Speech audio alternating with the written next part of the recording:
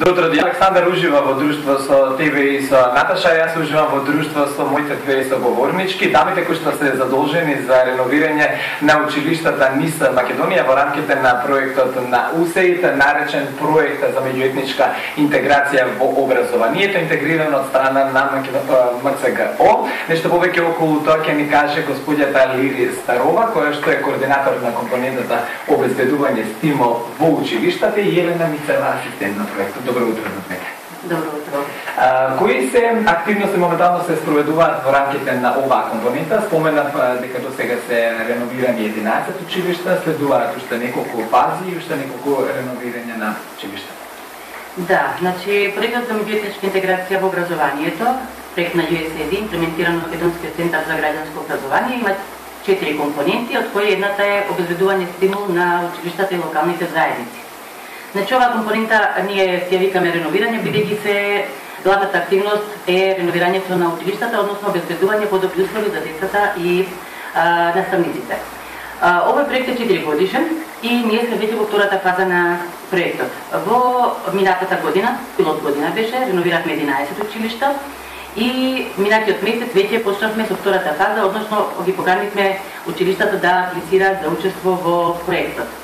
Секоја година ние покануваме по 150 училишта за да аплицираат за учество во оваа компонента, и оваа година од 105 апликации избравме 10 училишта, односно 10 апликации кои дадоа, да кажам, најголема креативност во дефинирање на активности за меѓуетничка интеграција во нивните училишта, односно најубаво покажа како они би спровеле едни такви активности во рамките на нивното училиште. Од тие 10 училишта ние сега со тие 10 училишта ние почнуваме сега да работиме. Во секој од тие училишта формираме тимови за реновирање, во кои учествуваат сите чинители од заедницата, значи представници од училиштето, од локалната заедница, од бизнис секторот, од наставниците, од родителите. Сите заедно решаваме што е потребно во тоа училиште да се реновира.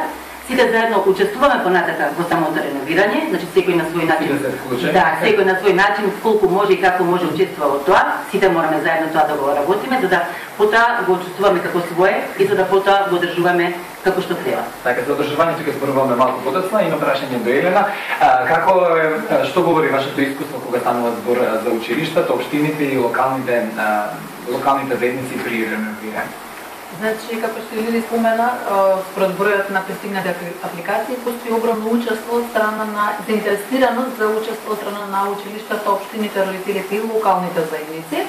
Значи, овие проекти за реновирање за нив се доста атрактивни, а за тоа потврда се и сите оние активности кои што во изминатата година беа имплементирани на терен во 11 избрани реновирани училишта од страна на општините, училиштата, локалните заедници и родителите. Значи, ние внимателно го следиме нивното учество и во просек тоа се движи 24% вкупно направените инвестиции. Што значи тоа е огромно и се движи поединачно од училиште до училиште од 10 до па се до 46%. Значи, колку што можат, тие на различни начини се вклучуваат. Најчесто општините се вклучуваат со обезбедување на финансиски средства за завршување на одреден дел од активностите, а училиштата и родителите се вклучуваат со работна рака и помагаат при одредени активности. Во дел од училиштата имавме примери каде што родителите со својата експертиза се вклучија, подготвија техничка документација која што беше потребна за имплементирање на проектите. И се надеваме дека ваквото учество ќе продолжи и во ново избраните училишта, и дека и таму имаме огромна активност и вклученост и на родителите, и на вработените во училиштата, во општините и на представниците од локалната заедница. Колка бе интересот на училиштата досега? Дали се јавуваат голем број училишта? Како од аплицирањето на училиштата? Аплицирањето, значи секоја година објавуваме, ги покануваме дел од училиштата да аплицираат, тие доставуваат апликации, процесот е целосно транспарентен, затоа се испраќаат и писмено, се информираат училиштата, објавуваме исто така информации редовни на нашата веб страна, на Facebook профилот на USAID, контактираме постојано со училиштата и откако имаме поставено работна група која што ќе оценува сите пристигнати апликации, откако тие ќе бидат финално избрани, сето тоа е објавено и на нашата веб страна, и телефонски ги информираме и по писмен пат. Зборувавме за обновувањето на реновирањето на училиштата, но ништо не се прави доколку тие не се одржуваат. Понатаму можеби тоа е и најтешката компонента во целиот овој процес. Да, уште при креирањето на проектот детектиравме дека во училиштата ние и Министерството и ние реновираме и други донатори реновираме, правиме, меѓутоа голем проблем е самото одржување, понатамошно одржување. Заради тоа креиравме една обука, значи по завршување на реновирањето, даваме една обука за техничкиот персонал кој директно се занимава со одржувањето на училишната зграда. Значи таа обука е за техничкиот персонал, за хаусмајсторите, котларите, хигиеничарите, луѓето што се директно вклучени во самото одржување на објектот.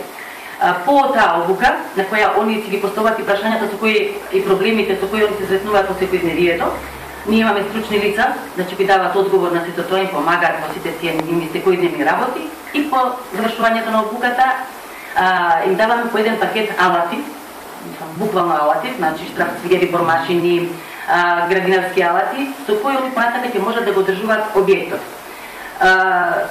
Листата на алатите исто така е избрана, значи не ние како нешто знаеме и ја бираме листата, туку токму од училиштата, од нивните потреби, собравме листа на алати кои они би сакале или би им требало за да одржуваат училиштето и од приоритетните 10 типа на алат што ги дадат сите 11 реновирани училишта, направивме листата по која ги набавивме алатите и сега токму сме во фазата на нивно распределување по училиштата.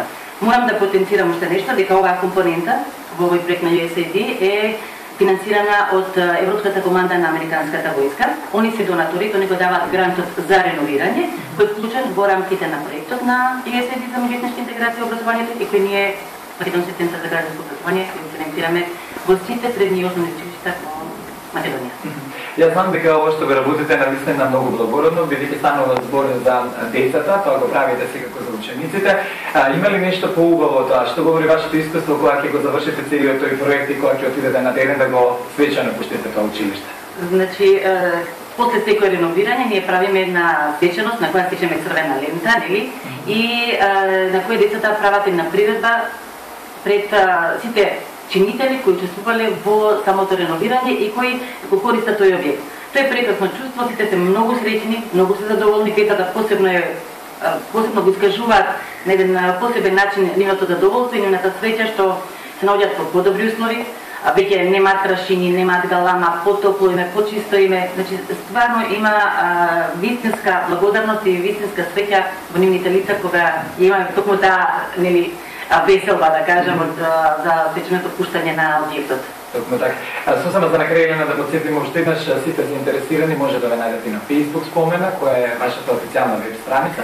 Значи, официјалната веб страница на проектот е www.pmio.mk, тоа е скратиница од проектот меѓуетничка интеграција во образованието, меѓутоа можат на Facebook на профилот на USAID Македонија од време на време се појавуваат информации за нашиот проект, меѓутоа и нашите телефони се објавени на веб страната, слободно може да ни се јават за било какви прашања, да ни сконтактираат, ние ќе им одговориме од секој време. Лиди и Елена, јас ви благодарам што беше дел од утринската програма Македонија наутро. Ви посакувам уште многу успех и уште многу реновирани училишта, да бидат стоплени нашите ученици и да имаат навистина одлични услови за работа. Благодарам на Јана, повели.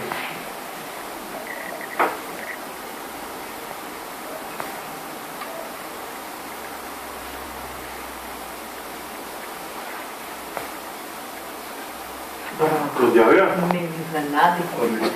Јавија? Да. Секунда, само. Ајде, зашто уште сме малку покана.